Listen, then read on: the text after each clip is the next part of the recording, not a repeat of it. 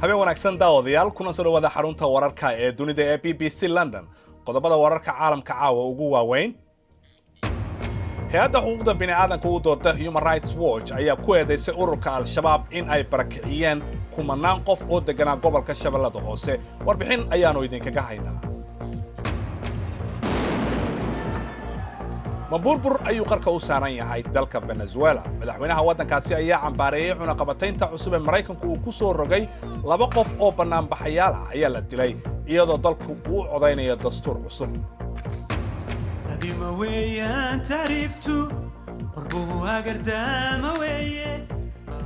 waxaan kaloo idiin haynaa fanaanka Armaanta oo ka hadlaya heesihiisa uu dhalinyarada uga wacyigelinayo dhibaatada tahriibka hay'adda u dooda xuquuqda aadanaha ee Human Rights Watch ayaa sheegtay in ururka Al-Shabaab ay burburiyeen tuulooyin ku yaala gobolka Shabeellada Hoose ayna barakiciyeen kumanaan kun oo qof arrintan ayaa dhacday dhamaadkii bishii May ee sanadkan sida ay hay'addu ay sheegtay Axmed Xaaji Xasan ayaa soo koobaya warbixinta Human Rights Watch hay'adda ayaa soo saartay sawirro lagu qaaday dayax gacmeed oo ay sheegtay inay muujinayaan deegaano la burburiyay dadkiina laga barakiciyay deegaanadan ayaa u dhaxeeyo Marka iyo Afgooye ee gobolka Shabeellada Hoose waxaana ku barakacay 15 kun oo qof raids by Al-Shabaab on these villages at least weerarada Al-Shabaab ee tuulooyinka ayaa sababay in 15 kun oo qof ay barakacaan maalmo gudahood tiradan waxaa laga helay shaqaalaha UN oo sheegay in dadka ay ku qaxeen gobolka gudihiisa iyo dhanka Muqdisho runtu waxay tahay in tirada dadka barakacay intaan ka badan tahay hay'adda ayaa sidoo kale sheegtay in dadka rayidka ee ku nool gobolka Shabeellada Hoose ay dhibaatooyin kala duwan kala kulmaan dhammaan ciidamada kala gedisan ee halka ku sugan Human Rights Watch waxa ay sheegtay in dadka si qasab ah looga saaray deegaanadooda iyo dhulkooda kadib markii la bartilmaameedsaday qabiilo gaar ah waxaana ay ka dayrisay xaaladda barakacayaasha Many of them have remained displaced in the region, so they've moved. badankooda waxay u barakaceen magaalooyinka gobolka si ay gabaad uga helaan kuwa kalena waxay ku biireen kumanaanka ku sugan xeryaha ku yaala duleedka Muqdisho dadkan la hadlay ee ku nool xeryaha Muqdisho waxay sheegeen in xaalad xun ay ku nool yihiin iyo kaalmo aad u kooban qaarkood maysan helin gabaadka iyo guri dhibka ugu badan wuxuu haystaa kuwa ku barkacay gudaha Shabeellaha Hoose oo aysan gaarin kaalmo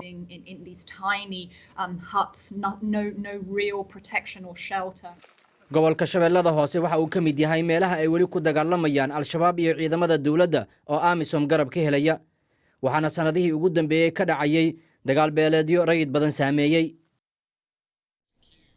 madaxweynaha dalka Venezuela Nicolas Maduro ayaa ku gacan saaray cunaqabataynta Washington ay ku soo rogtay qaar ka mid ah saraakiisha ugu sarreeya xukuumaddiisa iyo ciidamada Venezuela cunaqabataynta ayaa ku soo beegantay xilli ay sicir barar nafaqa darro xun iyo gaajo ka jirto dalka waxa kale oo jiray dibadbaxyo joogto ah oo ka dhana xukuumaddiisa madaxweyne Maduro iyo waliba qorshihiisa dib u qorista dastuurka waddanka Qalib Xasan Baaruud ayaa ka waramaya Señora, en este momento y a esta hora. waa duco iyo balaka xijaab waana dhaqan ay kooxdani fuliso ka hor inta aynan ka qayb qaadan dibadbaxyada dawladda lagaga soo horjeedo En el nombre de Jesús. Amén. 10 kun oo reer Venezuela ah ayaa bannaanka iyo wadooyinka isugu soo baxay mudaharaad ka dhana madaxweyne Maduro iyaga oo ku eedeynaya inuu mas'uul ka yahay cunto la'aanta dawayarida ba'an iyo sixir bararka sare ee dalka ka jira dad badan ayaa sidoo kale ka soo horjeeda qorshaha dib u qorista dastuur dibadbax kasta waxaa safka hore kaga jira koox dhalinyaro ah oo isugu jira rag iyo dumar kuwaasoo isku magacaabay The Resistance dhalinyaradan badankoodu waxay ka soo jeedaan qoysas danyar ah ama xaafadaha ay ku nool yihiin shaqaalaha muruqmaalka ah kuwaas oo uu burburka dhaqaaluhu si xun u saameeyey dawladda Venezuela ayaa dadkan ku tilmaantay argagixiso waxayna ku eedeysay inay wadaan afgembi lagu ridayo madaxweyne Maduro ayaa u arka xukuumadda mid kale talis ah haddii aad eegto waxa ay ku kacayso run ahaantii taasi waa xaqiiq waqtigan xaadirka ah waxay isku dayayaan inay bedelaan dastuurka dalka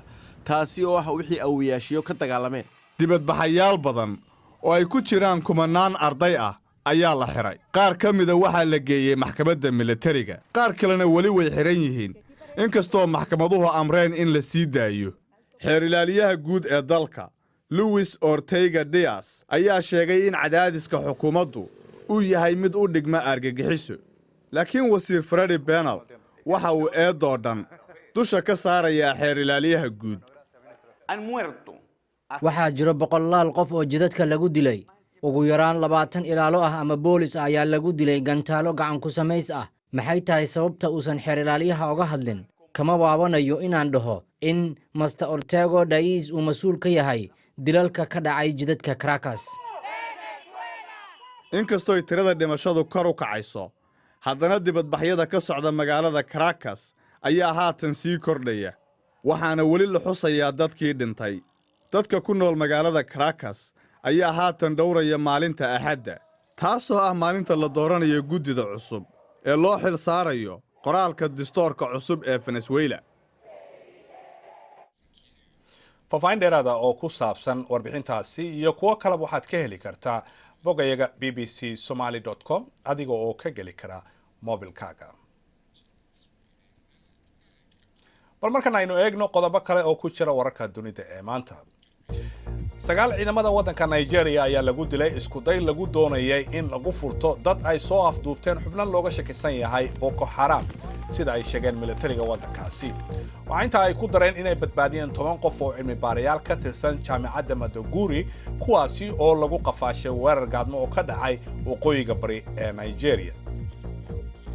hogaamiyaasha muslimiinta ayaa qaaday qaadacadii masaajidka barakaysan ee Qudus kadib markii Israa'iil halkaasi ay ka bixisay qalabkii xagga ammaanka ee sababay isku horimaadyada.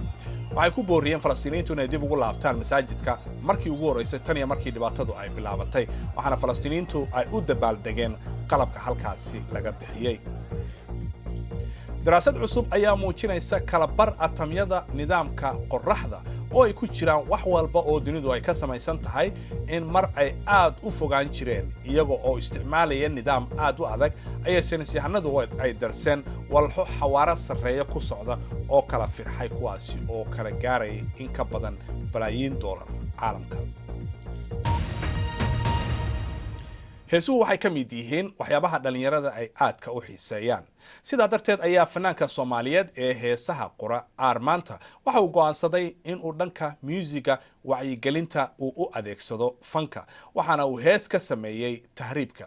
wuxuu booqday xeryo ku yaala Itoobiya oo dadka uu kala hadlay dhibaatada tahriibku leeyahay. Axmed Xaaji Xasan ayuu London ugu waramay. adima weeyaan tahriibtu qorbuhu agardama weeye haddana halisiyo dhibaato dadkii kama hawl yaraysto. waxaan soo saaray hees la yidhahdo tahriib heestaas oo loo bedelay hay-adda UNHCR ama qaxootigu ay u bedeshay dangerous crossings. heestaas oo hore uu u qoray abwaanka Soomaaliyeed la yidhaahdo Aadan Muuse Haybe oo uu ka qoray qiso naxdin leh oo ku saabsanay tahriibka. heestii ka bacdi hay-adda qaxootiga ayaa iga codsatay inaan booqdo xerooyinka qaxooti ee ku yaala Jigjiga agteeda si aan ummadda meeshaas joogta ugala hadlo arrintan tahriibka ah.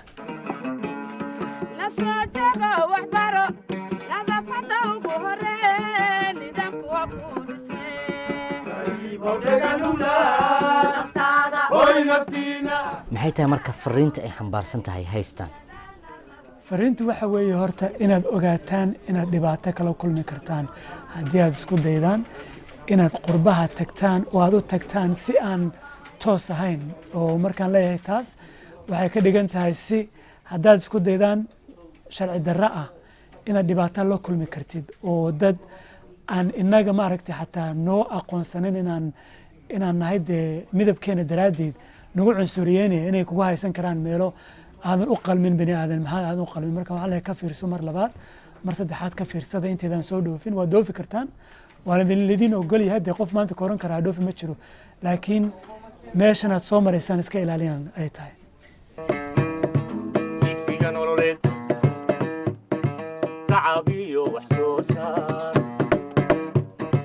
tallaabooyin horumara waxaa taabagelin karaa labaabushaha aqoontiyo. markii labaad aan ku noqdo doorkan ayuu ahaa waxaan booqday xerooyinka Qabri Bayax, Sheeder iyo awbare iyadoo aan kula kulmay abwaaniin Soomaaliyeed fanaaniin iyo muusikiistayaal waaweyn oo hore u jiri jiray fursadna waxaan u yeeshay inaan ku noqdo saddexda xero qaxooti lana shaqeeyo oo saddex heesood oo ku saabsan tahriibka aan mar labaad ka soo duubo fursad wanaagsan bay ahayd waxna waan ka soo bartay iyagana waxaan jecelahay inaan mar labaad ku noqdo oo xiriirkaygaas uu sii socdo oo la dagaalankan tahriibka inaan qurbaha kaliya laga wadin ee wadanka gudihiisa dhexdiisa laga wadana taasna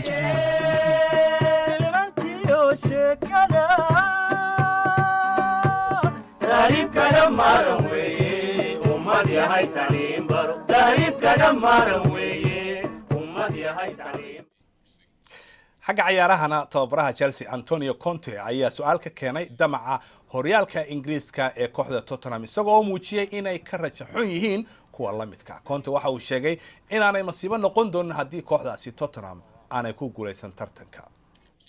Weeraryahanka Barcelona Neymar ayaa keenay guuldaradii ugu horeysay ee Manchester United socdaalkooda xagga Mareykanka. ninkan Brazilianka ah oo tababaranaya ayaa waxa uu dhaliyay halka gool ciyaartaasi saaxiibtinimada hal iyo eber ay ku kala baxeen labada kooxood magaalada Washington. waxa uu sheegay in daroonkooda ay u weecinayaan xagga ciyaarta El Clasico ay la leedahay Axadda Real Madrid. markaad aadid Shineemo waxa laga yaabaa in filim ku saabsan musqulaha aanu noqon dooqaaga laakiin nadaafadda ayaa arrin looga hadlayo filim cusub oo bisha soo socota ay soo saarayaan Bollywood. filimkan oo la yiraahdo Musqul waxa jilaya aktarka caanka Akshay Kumar. waa filim sheeko jacayl ku saabsan balse ku saleysan dadaal uu wado ra'iisul wasaaraha India sidii loo heli lahaa musqulo dadka ku filan. Yasmin Ahmed ayaa ka warramaysa.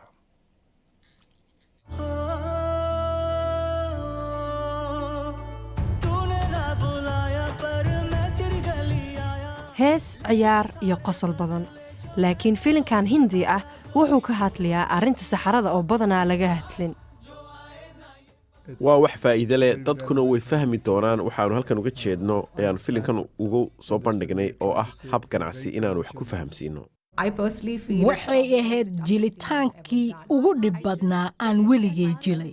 way igu adkeed inaan marada iska qaado oo matalo anigoo musqusha fadhiyo.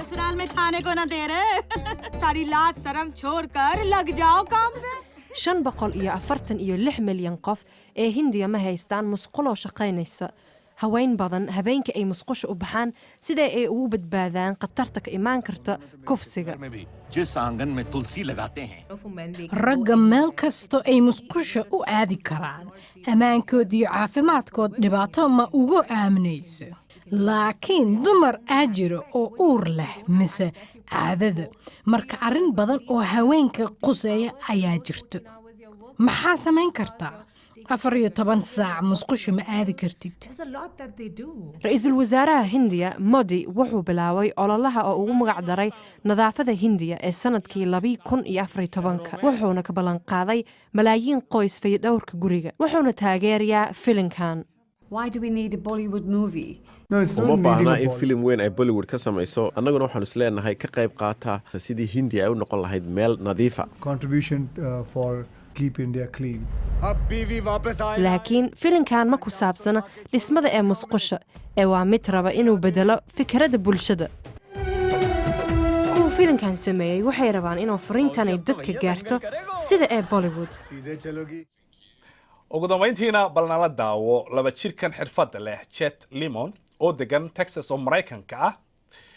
waxa muuqaalkani uu muujinayaa wiilkan yar ee basketballka dhalinaya oo gurigiisa dhexdiisa waliba ku dhalinaya. waxaase arrinta cajiib ka sii dhigay Chet inuu ka soo kabtay dhaawac shil baabuur 2015 oo keligii uu ka badbaaday. waxa iska cad inuu yahay wiil yar oo xariif ah oo xirfadiisu ay ka go'an tahay. inta ayaan ku soo gabagabeynayaa barnaamijkeennii caawa. waad ku mahadsantihiin daawashadiina. intaanu mar kale dib u kulmayno daawadayaal dhammaantiinba waxaan idinkaga tagaynaa habeen wanaagsan.